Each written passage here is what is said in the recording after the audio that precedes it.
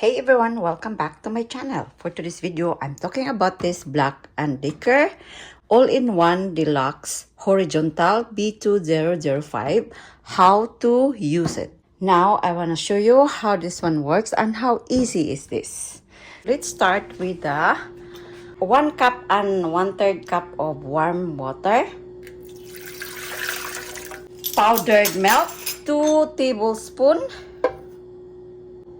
salt, 1 teaspoon and 1/4, 2 tablespoons of molasses. I don't have molasses, so I just use maple syrup. 2 tablespoons, 1, 2. Or you can use honey too if you want. 2 tablespoons of butter or oil. 2 tablespoons of olive oil.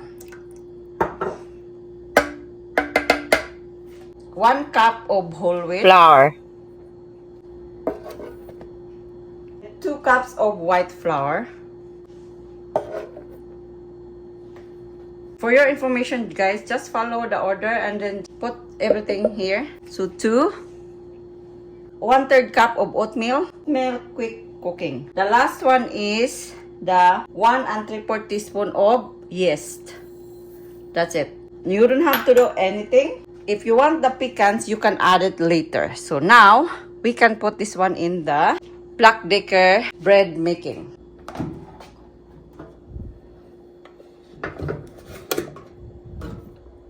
Make sure that it's fit and then close it. Don't mix it, so you don't have to do anything. And then choose here the option. So menu, function. And then did you see this one here? Just press the menu control. So you choose here and here with the function like bread, plain or green. So you just press the menu which one you want to use. See the arrow? That's the green there. Just press if you want to make it more brown or more like darker. Just press here to adjust. But I just want to just the normal. It's easier for you guys. Just start. And 4 hours and 10 minutes. That's it. You don't have to do anything, nothing. You can open it while it's kneading. And then after, you can wait. It will go silent. And then you can add your pecan nuts or walnuts in this bread. Because I'm making the nut bread. A bit healthier. So that's it. You just wait for 4 hours and 10 minutes when it's done. If you don't want to add anything, just leave it this machine alone and it will do the bread for you until it's ready. There you go.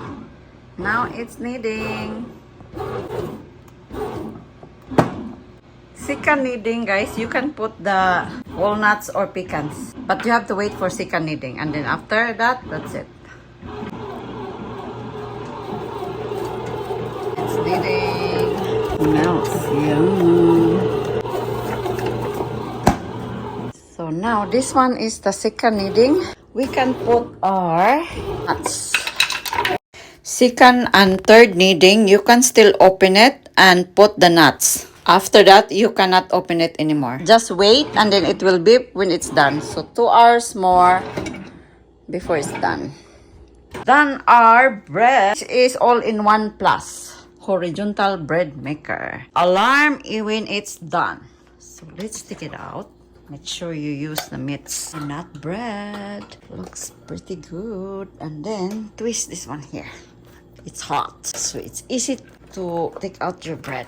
See, the nuts is coming out too. It's okay. And then let's do our bread. Yay! Hooray! Okay.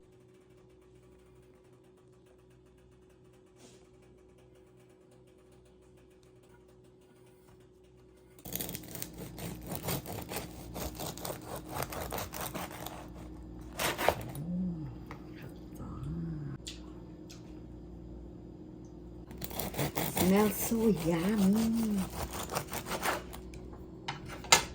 And let's put some butter. Butter.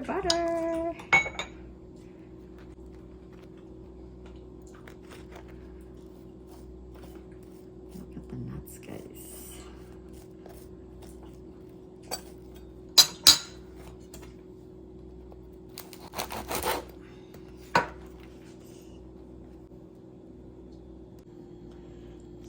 It's very soft. So hope this video is helpful for you. Thank you for watching. See you in my next one. Bye. My review of this Black & Decker bread maker machine is very good and it's very easy to use. Just follow the instruction.